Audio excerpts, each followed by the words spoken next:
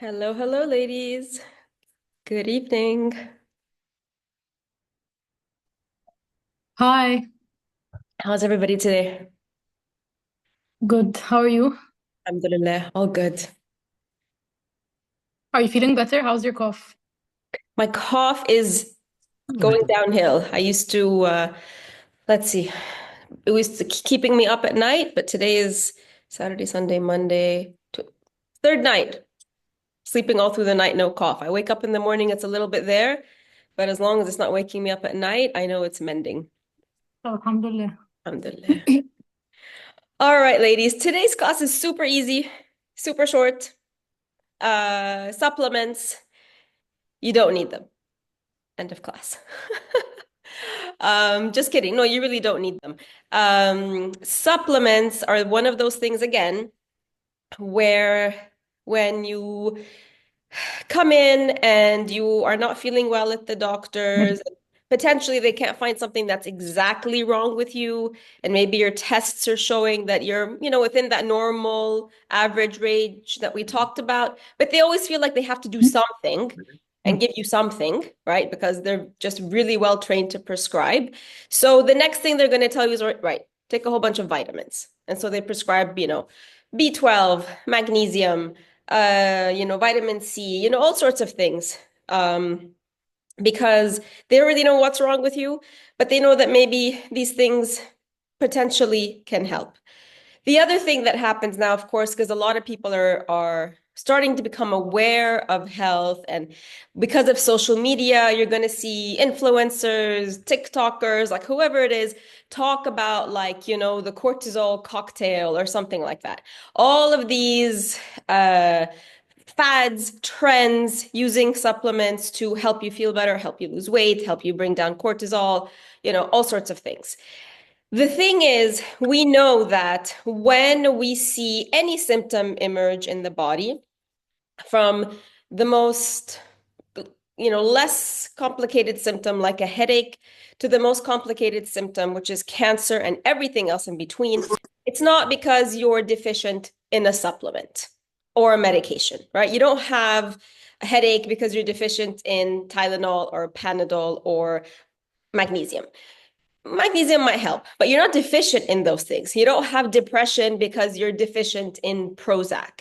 You don't have a diabetes issue because you're deficient in metformin or whatever it's called. You don't have PCOS or endometriosis because you're deficient in birth control. Same thing goes for supplements. You're not deficient in supplements, and supplements don't heal. You will not take a supplement, and you cannot take a supplement for a condition and then see the condition reverse without creating the food foundation first. It won't happen. And by definition, if you look up the word supplement, it means something you add on to something else. So it's not a standalone therapy, it's not a standalone cure. And what makes them even more problematic, again, just like skincare, they're very, very cheap to produce. And they're very cheap to produce because they use very, very cheap ingredients. When you go to a pharmacy or a drugstore or anywhere and you're buying vitamin C, magnesium, B12, whatever it is, you're buying the synthetic version of that vitamin or mineral. Synthetic. When you eat it in your food, you're getting the all natural version of it. So they're selling you the synthetic version, which is still kind of relatively expensive to produce. So they're not going to fill the entire tablet with the vitamin or the mineral that you're purchasing. Only a little part of that tablet is going to be vitamin C or B12 or magnesium or whatever. And the rest of the tablet is going to be fillers. And I'm going to show you how to find out when you look at your supplements that you currently have. It's filled with sugars, additives, and fillers.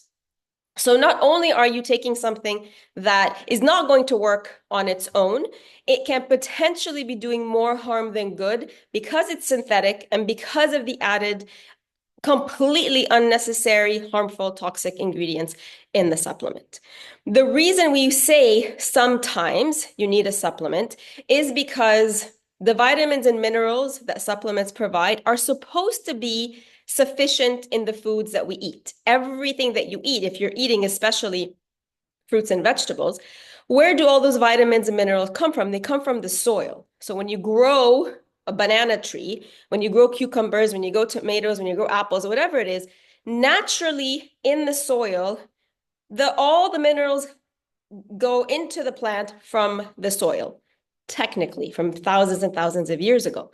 But because of modern day agriculture, from about 100 years ago, a little bit more than 100 years ago, and the need to mass produce single crops, what we've seen is this evolution across the world. It's not just specific to Egypt or anywhere, it's across the world, where the soil is depleted. So the actual soil, even if you're getting something organic, believe it or not, the actual soil where they're growing the fruits and vegetables, and then even if you have animals that are grass-fed, right? So they're being fed, the grass and the greens that are supposedly organic. So the animals are not eating nutrient-dense foods, and the foods that we're eating then are missing vitamins and minerals as well. And this is just a worldwide problem, this soil depletion. So this is why sometimes you can be eating very, very healthy and still feel like we need to add in a few things, which is fine. So this is what we start to look at this point in the program. Once you have removed the toxins and you're replenishing the deficiency in your body, and after 2 months or so, things are still not quite where you want them to be, then we would think about, right, what is a specific supplement that we can add in that can help you? But what the majority of people do, they'll just take a multivitamin or they'll just take all the vitamins that they hear about that they should be taking without actually laying the groundwork for that first. So what you're going to see in your guide, again, I've given you a list of the harmful ingredients that are unfortunately included in 99% of the supplements all over the world, every single country, and every single drugstore. So you can check your current supplements against this list so that you can see to what extent your supplements are potentially doing more harm than good. And I still don't want you to think about supplements at all because we're still very early on and your body is still rebalancing. If I were to say, or to recommend one supplement that everybody can start with ASAP, would be magnesium. And I talked about this briefly yesterday because magnesium is called the master mineral. It's the mineral that controls the way that other vitamins and minerals are metabolized by the body. It's the mineral that controls so many different functions of the body. And typically what we find that as you are creating this new foundation using food and you're getting rid of the toxins and your body's rebalancing and you bring in magnesium, that might be all you need. It can literally rebalance many issues in the body, including anytime your muscles are tight, like how I explained yesterday. So PMS cramps, period cramps, constipation, headaches, high blood pressure, anxiety, depression. What else can I do? Just general mood, sleeping. So it really ticks the boxes for many of our chronic issues that are sort of similar across the board, especially with women. So if you feel like you want to start magnesium now, that would be fine. Leave everything else as needed later on in the program as we do like weekly check-ins to see how you're doing, how your symptoms are reversing or not. Then we can see, right, so maybe this part of the body needs a specific bit of extra support. And usually would start, like tomorrow I'm going to talk to you about superfoods and adaptogens. I would usually also start with a superfood or adaptogen just because they are herbs and they are derived from nature. So I would typically start with one of those before going to a synthetic supplement. That's it. I told you it was short today. Any questions? Yes, there are. Yes, right. I will post on the group, ladies. There's a post that's going to be posted tomorrow, which follows this class, which is all the different types of magnesium, depending on your specific need. But I would say for everybody, it's glycinate. But again, I'll give you a detailed post. And you can choose the one that you feel would serve you the best right now.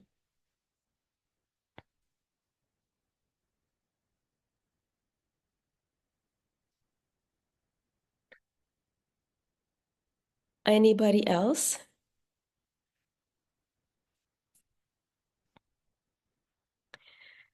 Farah, not related, but can we eat sun-dried tomatoes?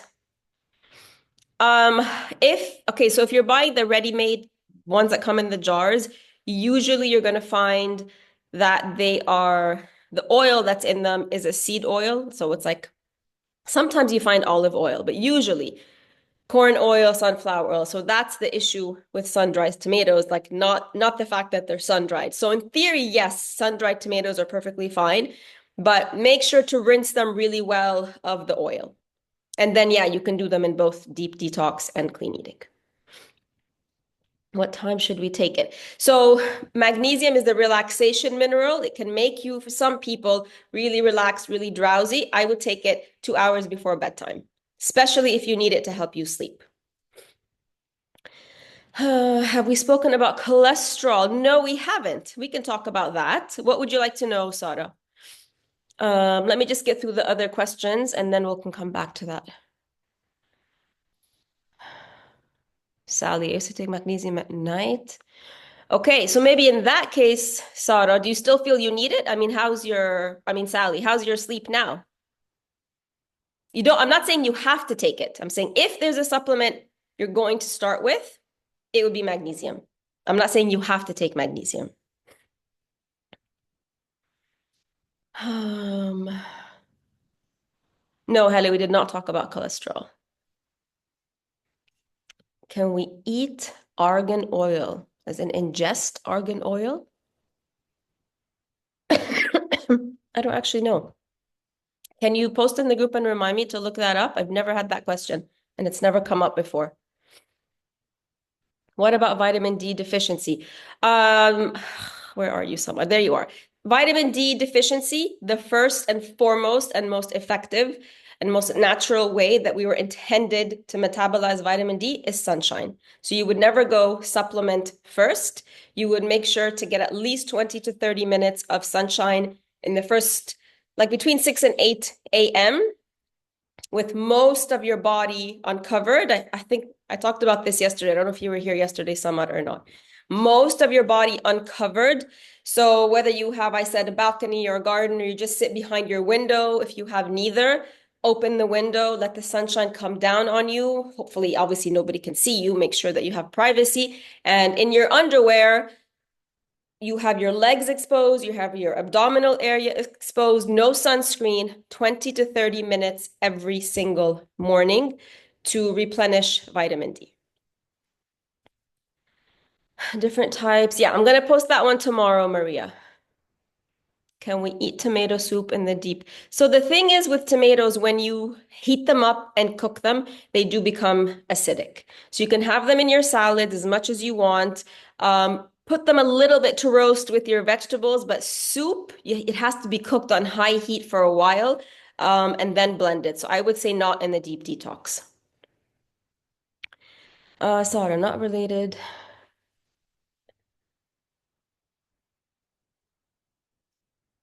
I'm on the Okay, for Sada, remember, the bloating and the cramps happen because whenever you're doing this quantity of vegetables, your body's not done clearing out pathogens and toxins. As long as the bloating is there, whenever you eat all fruits and vegetables, that means that the fruits and vegetables are still having to work. They're still having to clear.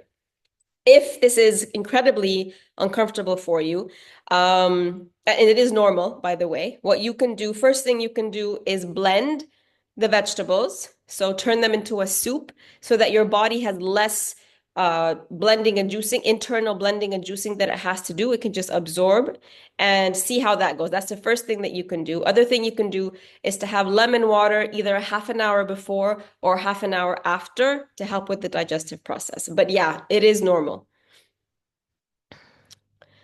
What about organic, non-GMO soya? Can we have it after the deep detox period? There's not much, I mean, obviously, you've removed the potential dangers of GMO and all of that. And we talked about soy a few classes ago, that if you're going to consume soy, ideally it would be the fermented soy, like miso.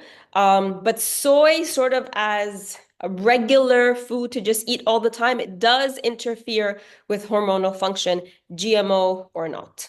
Does interfere with women's hormones. So it's not something I would recommend that you just, how it's recommended to just eat it all the time. No, it does affect hormones. So my cholesterol is a bit high and caused like a skin thing on my eyelids. How can I lower it without medication? Okay, so here's what happens with cholesterol. Cholesterol is not a condition, it is a reaction. So whenever your body is faced with toxicity, whenever the body is faced with your a regular, consistent intake of inflammatory foods, things that you're drinking that are inflammatory, putting things on your body, the body has a few self-defense mechanisms built in that you don't even know are taking place until you get a sort of, cholesterol is too high, calcium deficiency, etc., that you even know that your body has been working behind the scenes. So when there is toxicity in the body will defend itself in one of three major ways. One is water. So if you can think back to a time like you have a really big, heavy, inflammatory meal. Maybe you have pizza. Maybe you have macarona bechamel. Maybe you have paneer, whatever it is. And you wake up the next day and you feel like your rings are a bit tight, or your pants are a bit tight, or just something feels like you've got water retention. That happens because the first line of defense for your body is to buffer your organs from the potential dangers of whatever inflammatory food you've just consumed by increasing the water amount of water in your body. So that's the first way that the body tries to protect itself from inflammatory foods. So you feel that water retention. We've all been there the day after a big azuma, the day after hamburgers, pizza, anything, you name it. The two other ways that the body will defend itself. So first it's going to use water, water, water, water. After a while, you're still eating all the inflammatory foods to the extent that it's getting closer and closer to your organs. And remember, inflammatory foods are acidic, highly acidic, and your blood and your body needs you to be alkaline. So what does it do to sort of put out the fires of the acidity? Your body will start to pull from your own bones your most alkaline minerals. So it's going to start to pull your own calcium from your bones. Calcium is incredibly alkaline, one of the most alkaline minerals. So as you are consuming highly inflammatory acidic foods, which are hot, so you kind of, make your bloodstream very, very hot, and then the blood flows through your veins and your arteries and scorches the inside of your veins and arteries. The body pumps calcium, like imagine like a firefighter trying to put out the flames in your blood, the acidity in your blood, which is amazing because it calms down the acidity. But then the flip side of that is the more the body is forced to do that, continue to pull from its own sources of calcium, you become calcium deficient. That leads to bone density issues, osteoporosis, and all of that. So ironically, when you present with a less bone density, osteoporosis, they tell you to take calcium, synthetic pill, or they tell you to consume more dairy, which is acidic. So you consume more dairy so that you can solve the problem of, I don't have enough calcium in my blood. But the more dairy you consume, the more acidic your body is, the more your body's going to have to pull more calcium to deal with the acidity of the dairy, along with all the other foods that you're eating. So that's second way the body defends itself. Third way the body defends itself is by using cholesterol. So you have the calcium trying to put out the fire of the acidity, but then the walls of your veins and arteries are being scorched. So the body's going to build layers of cholesterol around to save the inside of your veins and arteries, to protect them from the scorching blood that's going through them. So it is a reaction, and cholesterol is a naturally occurring compound in your body. We need cholesterol. You don't just get cholesterol from eating. You don't get high cholesterol from eating a lot of cholesterol. You get high cholesterol from the body overproducing cholesterol to protect you from the inflammation and the acidity that's coming in. So the solution to both of those, again, just like everything else, is to remove the source. We always have to look at the source. And that's why supplements also don't work, because supplements don't look at the source of what your issue is. It's just like putting another Band-Aid on it. Does that make sense, ladies? So, Sara, you're already working on lowering it because your cholesterol currently has no need to react. You've removed the trigger. Your cholesterol is not needing to. However, it will take time for it to retract. Tomatoes were acidic. I mean, I guess, yeah, I mean, yeah, I mean, I don't know about that. Would it help? I mean, in theory, I don't see why that would be a bad thing. Yeah, if that's what you want to do. I also want to know where shellfish, shrimp, and fish roe. So this all depends on the source. With any animal protein, it depends on where are you buying it from. Is it wild caught or is it farmed? That's the only thing you have to know whether it's toxic or not. If you are in Egypt and you're buying fish that's caught straight from the Red Sea or straight from the Mediterranean, this is going to be wild. It's our local source of seafood. It's going to be perfectly fine. If you're buying anything imported, that comes in frozen, you would have to look into the source of the company that we're buying it from and bringing it in from, in order to find out. This is the only thing. They're not inherently toxic, shellfish and shrimp, and they're not. The problem is not within them. The problem is how they are reared. Neriman, why did my sleep improve so much at the beginning, and then in the last few days I wake up at night? So this could be a couple of things. You could be, if you're still menstruating, it could be either your ovulation days or anytime between ovulation and menstruation, our sleep can be disrupted. So if at the beginning of the program you were outside of those 2 weeks, potentially, so that's one of the reasons, and now you're in those 2 weeks, that might be why.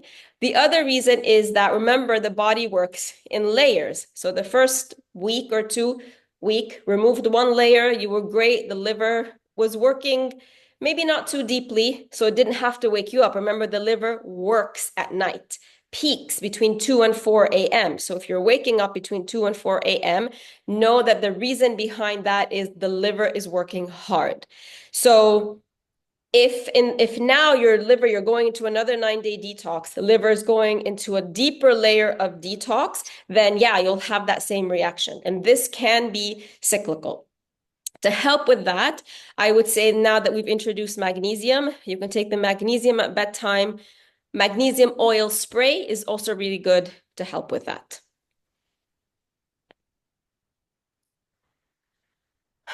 My doctor insists on me to take cholesterol medication for high cholesterol, but I didn't take anything. There's also a lot of recent, like a lot of the functional doctors who taught us in coaching school, who are now saying that actually high cholesterol is not the bad, scary thing that we used to be anyway, right? So there's a lot of conversations around that also. Can we drink miso with hot water as a soup? If you're not doing the deep detox, yes. Can we have chestnuts? If outside of the deep detox, yes. Do nuts increase cholesterol? No, like I explained to you. Well, if nuts can be on the acidic side, they're on the acidic side of the food, spectrum. So if you're eating a lot of nuts, plus a lot of other acidic foods that are going to raise the acidity level of your blood, and then the cholesterol has to react potentially. But not if you're just eating a little bit of nuts and everything else is alkaline, then it wouldn't do that just on its own. No. زكي أخبارك في حاجتي جت؟ Jaylen, all doctors are going to insist on all medication. And this is not, how do I say this? they just don't know what else to do. My father was a doctor. They don't, and we had many, many conversations around this. They don't learn anything about nutrition in medical school. Zero. Even until today, which is shocking because I can understand my father, my father was a doctor in the 70s and the 80s and the 90s. I can understand a doctor of that generation where there wasn't social media, there wasn't internet, there was no way for you to get curious about something that wasn't presented to you in a medical journal, right? If it only had to, your only source of information was your medical school and the whatever research that took time and then came to you in a medical journal twice a year. So they did not learn about nutrition. They took about an hour's worth of nutrition in the entire time that they were in medical school. And this is still the case today, which blows my mind because in this day and age, there are hundreds and thousands and hundreds and thousands of people who are reversing, especially cholesterol. It's such almost a non-condition. We're reversing it naturally that there really is no excuse for any doctor today, even if he didn't learn it in medical school, not to go and follow up and see what's actually happening in real time with real people. And they're just stuck. A part of it, of course, is anytime a doctor prescribes medication, he gets paid from the pharmaceutical company that came to his office and gave him a little pen and said, if you prescribe our medication, you get a percentage. Unfortunately, this is just how it works, okay? So when they insist on medication, one, it's out of ignorance because he really hasn't done his homework and gone to see what is the other potential option for you. And two, he's getting his kickback. So, and three, he doesn't know what else to tell you, like I said. So and anytime as a general rule, you are the only one who gets to decide what you put in your body ever. Nobody can insist on something without giving you all of your options. And then you get to make the decision based on informed consent. So outside of an emergency, right? So I'm not talking about when, God forbid, something awful happens, you're in the emergency room, you need surgery. I'm not talking about that. There's no time for a give and take in that. I'm talking about any chronic condition. In this day and age, you should be given all of your options, and no doctor should be saying you have no other option except medication. I know that's not what happens. In real life, they all say you don't have a choice. You do have a choice. So you do have the choice to leave his office and go and do your own research, see how people have solved cholesterol without medicine, and decide, I'm not taking the medicine. That is 100% your right. And that goes for any medication for any chronic disease where there isn't an emergency on the spot where you need medication to save your life. So as a general rule, ladies, taking back your health, taking back control over your body means nobody forces anything on you at any time without your 100% informed consent.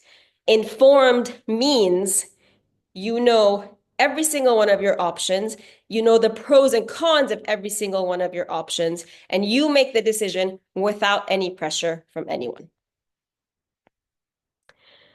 Are dried fruits okay? So dried fruits, we said, are okay as long as you're getting the ones that don't have added sugar and don't have the added preservatives. And the only ones I know of in Egypt are Minnie's dried fruits that actually fit that quality. Everything else in the supermarkets does not, unless labeled as sugar-free, preservative-free, etc. Smoked salmon, anything smoked, so that the whole process of smoking creates a carcinogenic food. So you're much better off eating the salmon as is than eating it smoked. That's not to say you can't have every once in a while, you feel like having smoked salmon, but it's not something you would eat regularly. Wild caught, smoked. No, wild is good. Smoked automatically ruins it, turns it carcinogenic. Magnesium oil spray on the tummy. So on the tummy, this will help with constipation, will help with sleep. For sleep, you can also just spray on the bottoms of your feet. I would say like 5 to 7 sprays per foot to help you sleep. And just massage it into the bottoms of your feet. Are we allowed nuts in the clean eating? Yes, about just a handful of raw nuts. So not roasted or flavored or any of that. And no peanuts, everything except peanuts. Fool. So fool out of all the legumes and beans. Remember, we said beans and legumes are very difficult to digest. They are more on the acidic end of the spectrum. And out of all of the beans and legumes, fool specifically is the absolute hardest to digest. So when and if you want it peeled. First of all, soaked overnight, at least. You want to soak it overnight. You want to soak it with, this goes for all legumes. Soak them with apple cider vinegar or squeeze 2 lemons into the soaking water. This is a basic because all legumes and beans have something called phytic acid, which is an anti-nutrient. It gets in the way of your body absorbing nutrients from everything else that you eat. I know they tell you food is full of iron, blah, blah, blah, blah, blah. You will never believe the amount of vegetarian ladies who have come to me who live on food and lentils and beans because they're full of protein and iron, and they are incredibly iron deficient because nobody told them that while you think you're eating food for the iron, you're also consuming the phytic acid, which blocks the absorption of iron. So you have to be really careful with this category of foods. It's not a staple. It's every once in a while, deeply soaked. And then when you rinse it the next day, rinse and rinse and rinse at least 6 or 7 times before you prepare it the way you're going to prepare it. And fool has to be peeled. Can we eat olives in clean eating? Olives are great. They are a source of good fat, and then usually we buy them from the supermarket, so they're in oil and salted, so they wouldn't work for the deep detox, but in clean eating, yes. What if we ate something acidic? What is the best thing to eat? The best thing to do after an acidic meal is just simply to keep going with what you're currently doing. Whether you're deep detoxing or clean eating, whatever it is. You want to go a step deeper to sort of heal maybe more quickly the effects of the acidity. You would increase maybe the celery juice. Maybe you would just do apple and cucumber. Maybe you just the next day just have salads, lots of fruits, maybe just, smoothies. You would just really focus on the alkaline foods to help balance that acidity. Hind, what do I look out for in frozen salmon steak? So if you're in Egypt, technically, but somebody else was telling me there's a couple of companies that are bringing in wild. Up until I heard this, every salmon that is in the Egyptian market is technically not wild, all farmed. The ladies did mention, I don't know who it was who mentioned it, a couple of companies, I think, that they were saying that it's labeled as wild. So if it's labeled as wild, we have to trust it. But you would only know that it's wild if it's labeled as wild. If it's not, then it's not. Celine, always had high cholesterol since I was 19.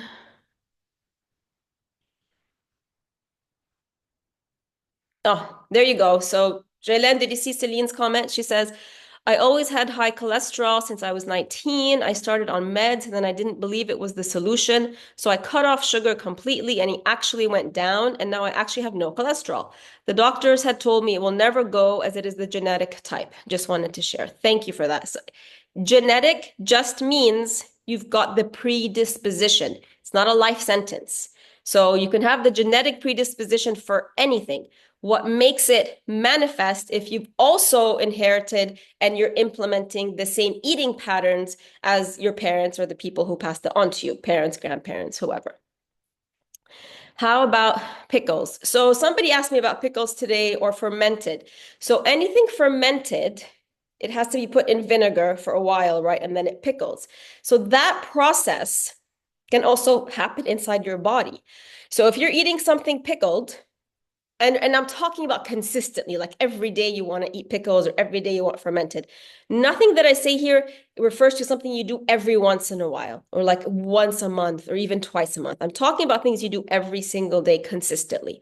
So like taking apple cider vinegar, A lot of people will just do that like by spoon and just consume apple cider vinegar, or eating pickles or fermented vegetables on a daily basis. These are all have a pickling effect inside your liver. So they can pickle or rot, essentially, your liver. So nobody wants that. They're not a regenerating foods. Let's put it that way. Red, I bought Arish castor oil today and flaxseed. Can I take them with food? Castor oil, I would say use it only externally, Reda, so apply it all over your abdomen at bedtime as a cleanser, as a detoxifier. It's great for constipation. If you're doing deep detox, then no oils. So only if you're doing clean eating, you can add a little bit of that to the flaxseed to your salad or something, but not while you're doing deep detox. Peanuts. So peanuts, because of the way they're grown, they have an invisible mold on them called aflatoxin. So when you eat the peanut, unbeknownst to you, you also consume the mold. Again, given that it's not going to happen from two peanuts you have every once in a while. If you eat them, or like some people eat lots of peanut butter, even if it's the organic, freshly made one, what happens is over time, you will start to grow this mold inside your digestive system. So that's the problem with peanuts. Reda, if I'm eating every 2 hours because I can't finish my meal at one time, I take my soup and vegetables and salad and yeah, perfectly fine. Perfectly fine, Reda. Samar, the essential oils you told us about healed my very tough cold. I know, Samar, I was right there with you when you messaged me and told me. I was right there applying the oils as I was messaging you. Alhamdulillah, salama. Yes, they really are very effective. Celine, then I really can't have the celery juice. I'm not being spoiled, I swear. Oh, I know you're not spoiled. Okay, so yes, I know that depending on where you live, depending on where you're sourcing it, the celery juice can either be amazing and the most refreshing, light, hydrating drink, or it can be the drink from hell. I know that. So if you are suffering with it until now, so you've literally tried for the past 2 weeks, but whenever you buy a batch, it's still incredibly bitter, go ahead and as a start, add 2 apples to it if you're juicing it or blending it and see if that makes a difference. If it doesn't, then just revert to cucumber juice, because this doesn't have to be, torture. We want something that works and something that's sustainable. Dana, بس معلش I think it's thank you for your answer. I think the problem is with the celery here. It's horrible. هو Yeah. نفسه شخصيا. Yeah. I know. We have we have here in Egypt, it's very cyclical. Either we don't get it or we get like a very small window of the amazing tasting one, and then the rest of the time it's awful.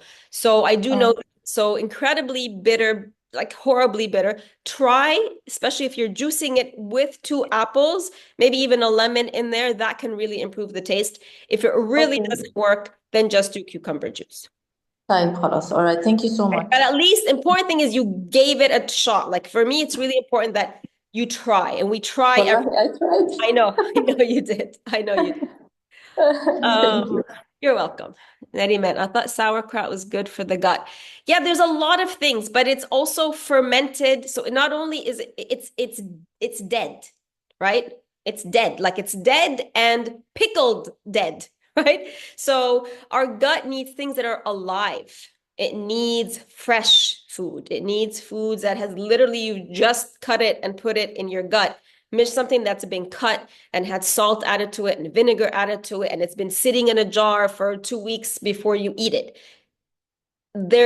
It might taste good, but when we think of long term, right? And definitely nothing's going to happen to you if every once in a while you feel like having, مخلل or pickles. Of course, nothing's going to happen to you.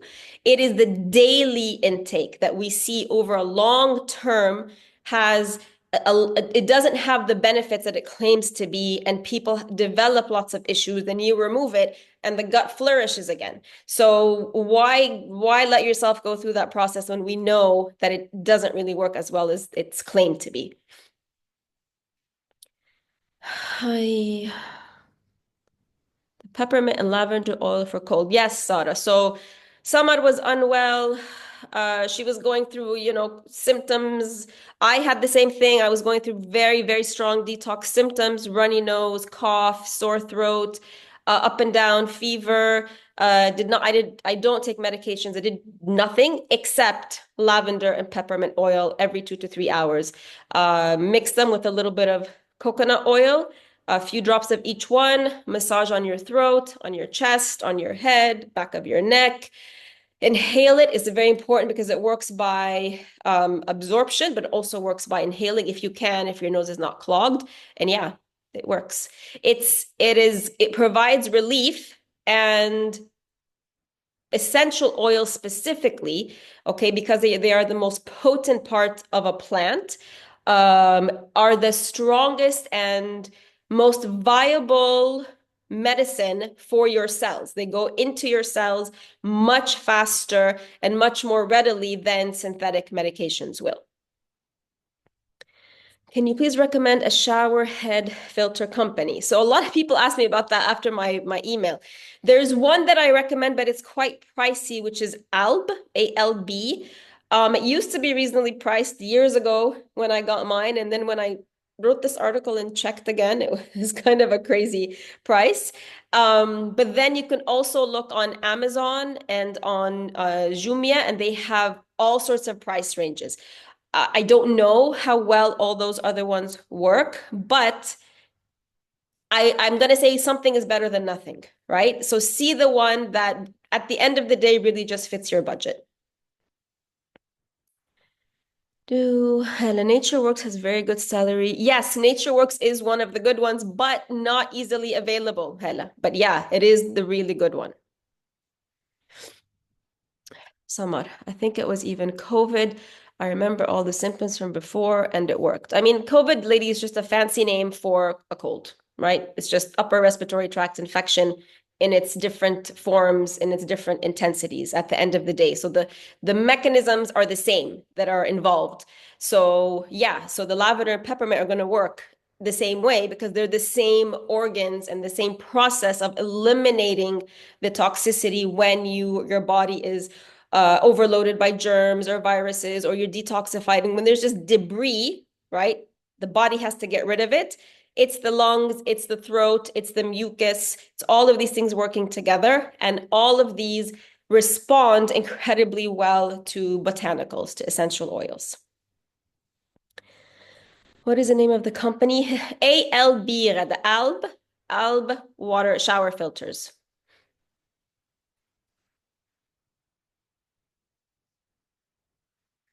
Where do we buy supplements in Egypt if we ever need to? Great question. And this is the dilemma we get into every single time I have this program, because the brands that I recommend in your guide are not available in Egypt. But I need you to know, in the event that you're traveling or somebody's traveling or you live abroad, here's what you can get. If you're in Egypt, much, much, much more challenging, because we get all the very the low end quality ones. We don't get the top quality ones. And that's why I say don't bother thinking you have to go and buy all of these vitamins anyway, because it's a challenge and because you might not even need them.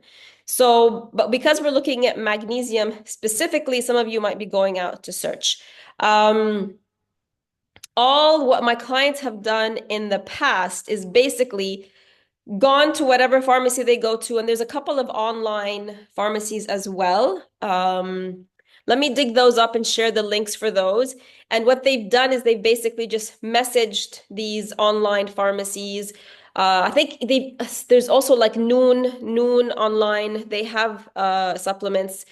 And they've basically done what you guys are doing with the skin products is like, okay, I found this. Is this okay? And usually what we do with products here is we try to find the best of the worst, right? So it's not completely 100% clean. Like the brands I've shared in the guide are super, the vitamins and minerals are derived from food, so they're not synthetic, and there's no artificial fillers, there's nothing. They're like 100% pure vitamins and minerals.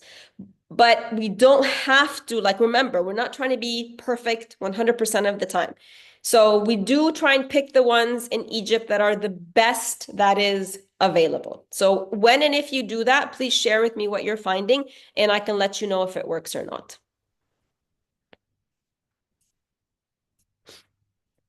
again, you don't need to start this today. So let's say you know somebody's traveling next month, okay, and they can bring you the higher quality magnesium next month. Wait, nothing's going to happen to you if you don't take the magnesium today or next month, because what you're still doing, regardless, is you are still working on, strengthening your digestive system, strengthening your entire gut flora, removing the acidity. So even if you add nothing for the next 2 months, you'll be perfectly fine.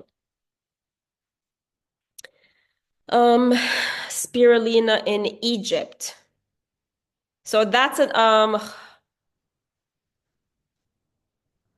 there used to be one, Blessed Botanicals. For some reason, I don't think he sells anything anymore. He used to have spirulina, ashwagandha, all sorts of things. Again, spirulina is not an essential, so don't kill yourself trying to find it. It's a non-essential. It is something that maybe potentially you could take. It's not something you have to take. None of these are things you have to take. But let me check because, yeah, again, there's been such a surge in the past while of companies that provide things. I haven't been able to keep up, like to update my own list. So let me go back to my clients in Egypt, previous clients who have purchased, and let me get back to you about that. Jaylen, you can, you don't have to, right? In the deep detox, we're not allowed olive oil. You can have 1 tablespoon, Samar, 1 tablespoon a day, split between your vegetables and your salad. You didn't miss it, Nariman. I haven't talked about spirulina. Actually, I'm going to talk about spirulina tomorrow. It's one of the superfoods and / adaptogens. I haven't talked about it at all, and I'll talk about it tomorrow, why and if you would need it.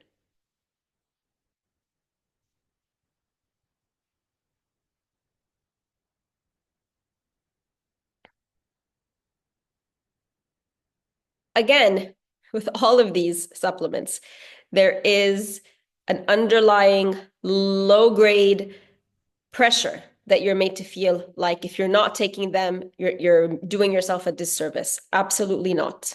0, right? You don't need supplements, especially when you're given a supplement for an issue that's caused by lifestyle. So instead of going to the root cause and fixing the actual issue that led to the deficiency that your doctor's telling you here, take the supplement for, you're just being told to ignore the root issue and take the supplement. You fix the root cause, there's no need for the supplement.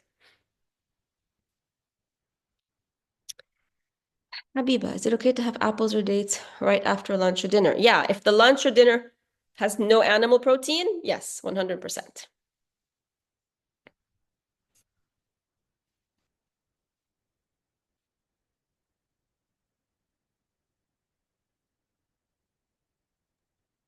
طيب Dana, if it has animal protein, how Then long do you we need to wait at least 3 hours because the digestion times for animal protein and fruits is different. It takes 3 or 4 hours for animal protein to go through your body. It only takes about 30 minutes for fruits to go through your body. So if you eat the animal protein followed by a fruit, the fruit gets stuck with the protein that the body has already started to break it down. The fruit gets stuck, and then that causes gas, bloating, constipation, headaches, low energy. So they don't work. Either have your fruit 30 minutes before the animal protein or 3 to 4 hours after the animal protein. Thank you. You're welcome. Maha. Potentially, Maha, the same thing. Potentially the same thing. Yes. The whole food combining recommendations are recommendations for our current digestive state because our digestive systems have become so weakened from eating the inflammatory foods, eating junk, over consuming caffeine, if there's alcohol, over medicating. So our digestive systems start out strong. I mean, some of you have asked me about your kids. This wouldn't apply to kids necessarily because kids' systems are more fresh. Right? A 3-year-old's digestive system is not like a 45-year-old's digestive system. It hasn't had to deal with the same amount of years of misuse. And hopefully with your kids, you're starting to learn now how to prevent. Like those of you with little kids, you have this golden opportunity to set them up very differently for how they go through life in terms of their health. What we're doing now in our, whatever, between our 30s and our 50s, most of us, is damage control, right?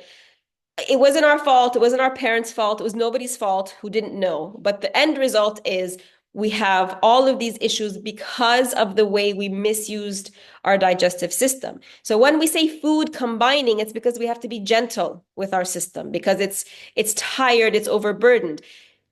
In a perfectly healthy, strong digestive system, you could mix the fruits with the animal protein. You can mix the protein with the potatoes, and they're going to mix together, and the system is going to go right through and no problems at all.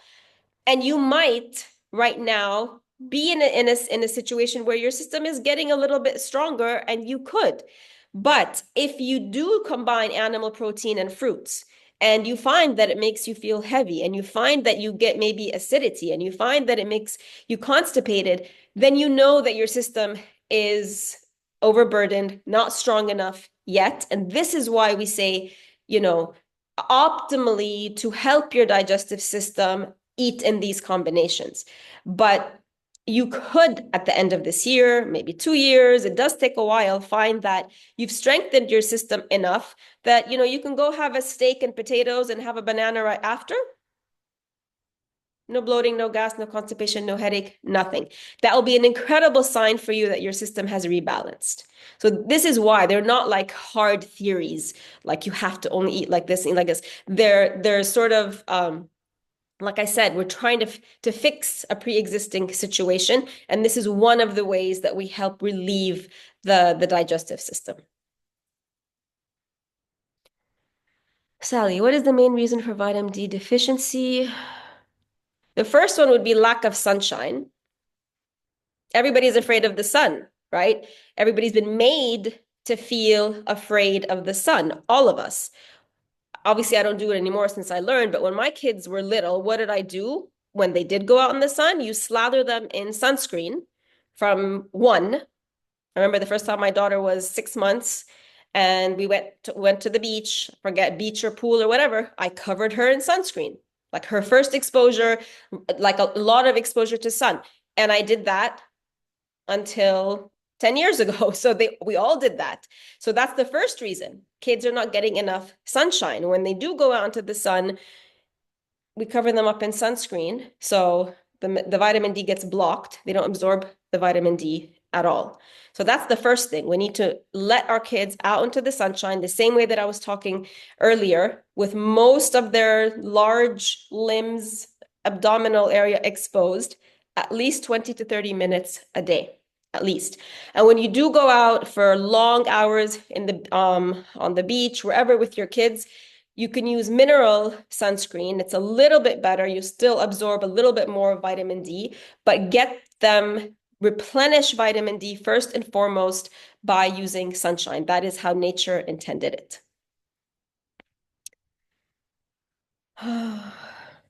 Also, the more tanned skin, the more darker skin naturally has a more difficult time metabolizing vitamin D. So that might have something to do with it, which then means you need even more time in the sunshine. What about it, Mona? It's again, like every other supplement. It's there to provide support. It's not going to cure whatever it is you've got on its own. It's not going to do it. There is no supplement that heals. They don't heal. Everything I'm saying applies to this in the same way.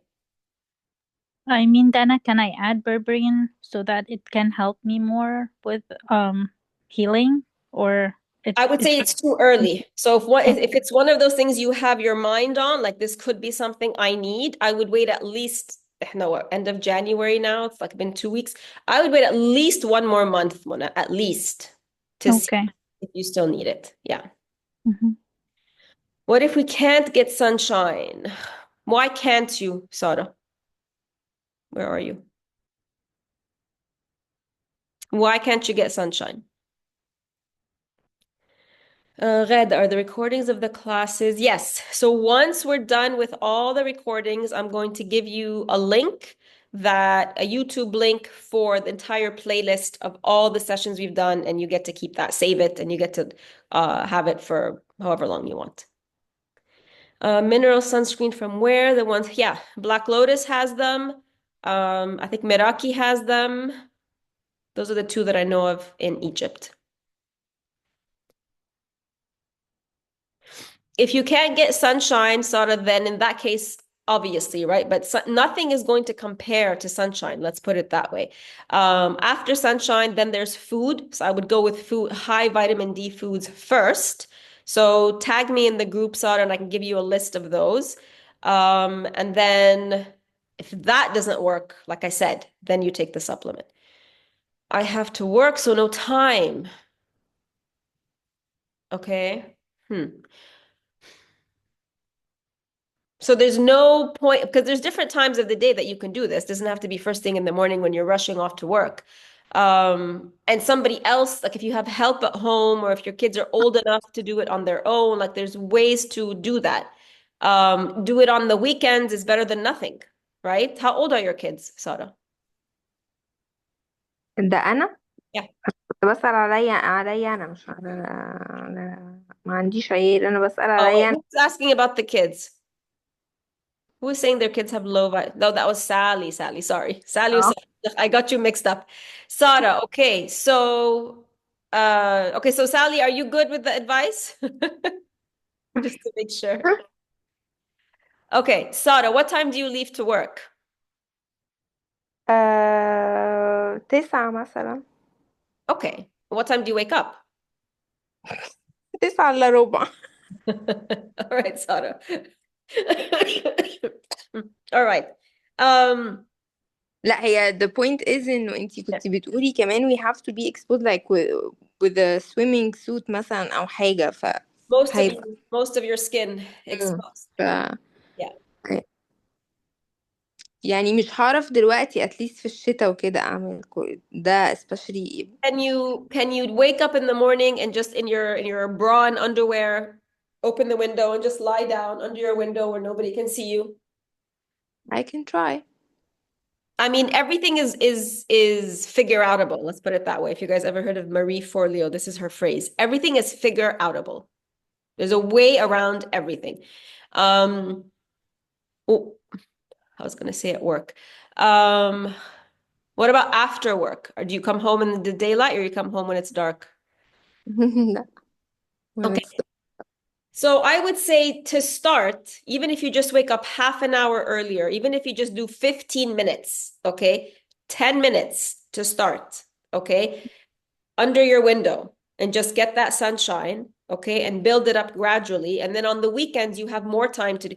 I know it's a little bit too cold, but if you can go outside on the weekends, okay? And maybe if at least you have your arms like this, at least, if it's not too cold to do that, and your face, at least, it's better than nothing, okay? Because anyway, it takes time for the body to build up the vitamin D.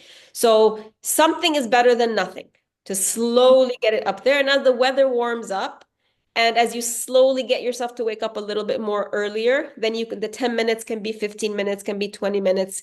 And as the weather warms up, you can just start your day. I don't know if you have a balcony or whatever. You can sit in your balcony in the morning before you go to work, get that sunshine, get ready, go to work, and then you're done with it. Mm-hmm. Okay? Okay, thank you. You're welcome. Sally, they are teenagers now. Are they still deficient in vitamin D, Sally? Okay, so explain it to them, right? Explain it to them. Teenagers, especially during the summer, love to be out at the beach and things like that. Explain it to them now what they can do. It's very important as teenagers. I know they're very, teenagers just by definition don't want to listen to anything you have to say, but slowly start to instill in them that they have control over their body. They can change whatever symptoms they might have. Explain to them what they can do and encourage them to do it very, very gradually. I will also put the list of foods in the group so that you can, since you're the one making the food or in charge of the food at home, then at least you can also include on a regular basis the very vitamin D rich foods also. So you kind of, approach it from two angles. With hijab, also the whole body is covered. Yeah, exactly.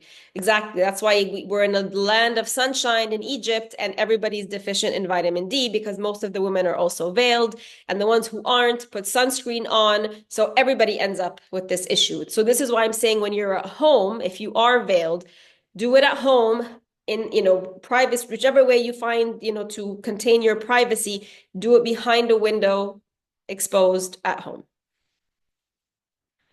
Hell, I hope you won't close the group after we finish. No, I will close the group after we finish because I can't keep all my groups open.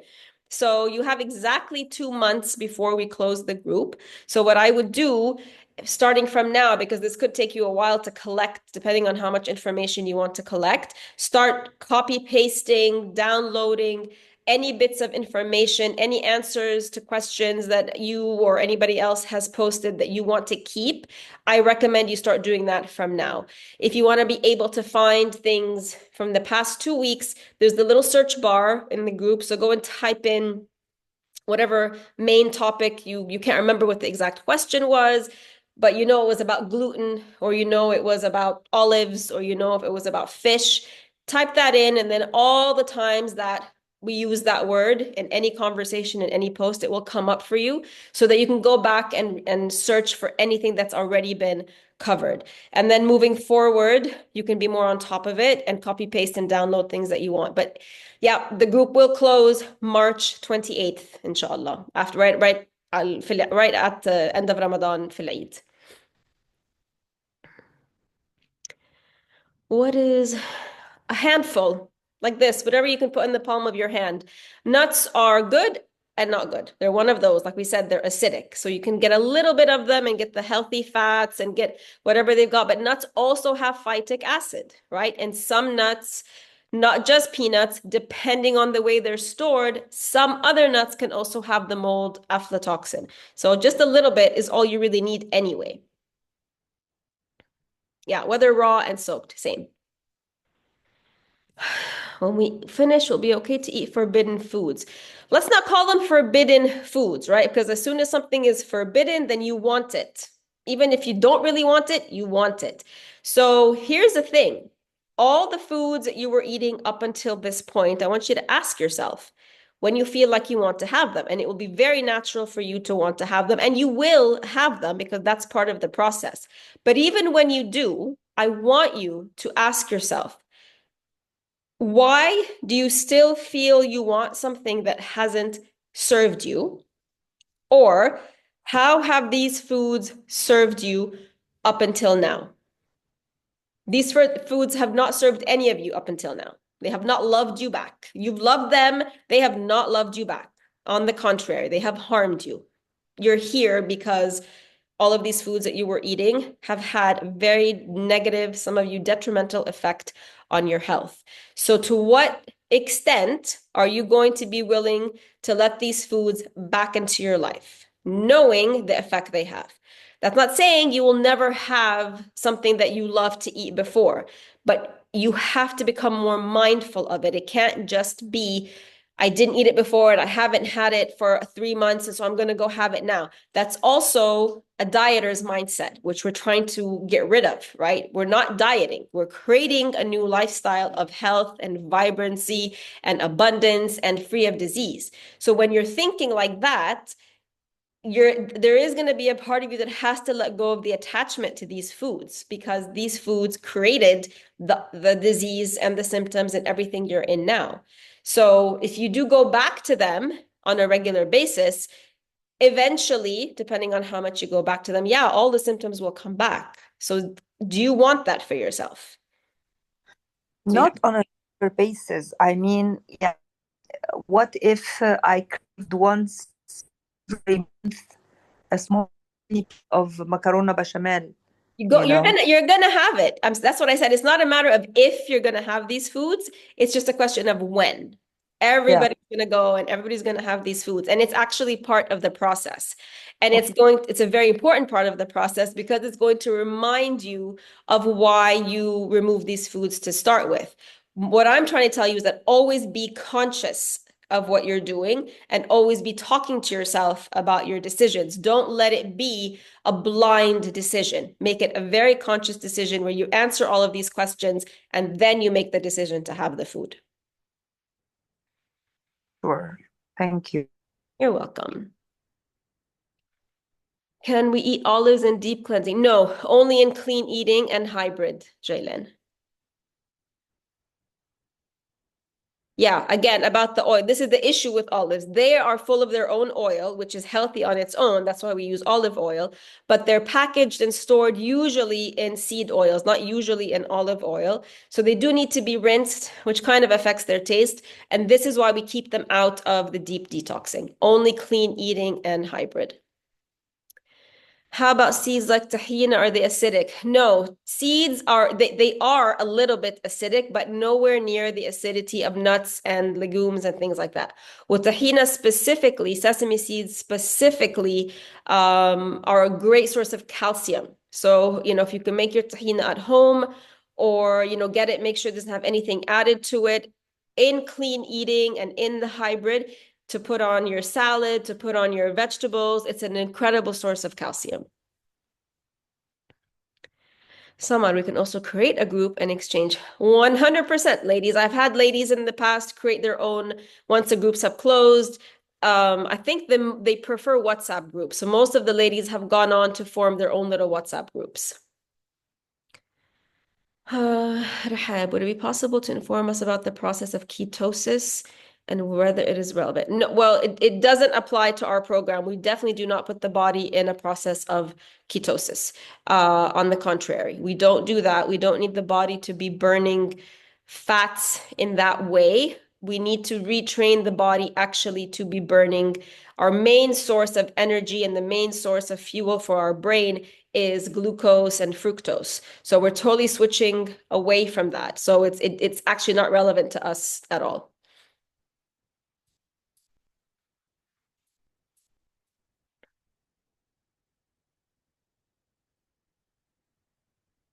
Anybody else, ladies? 806.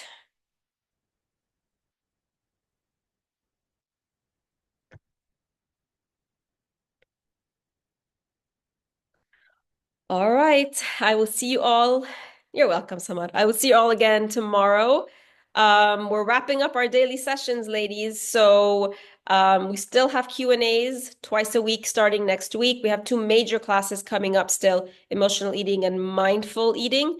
But after this week, it's very little education and more about your feedback and your questions and your concerns at each session. All right. So I will see you all tomorrow, same time, same place. Good night, ladies.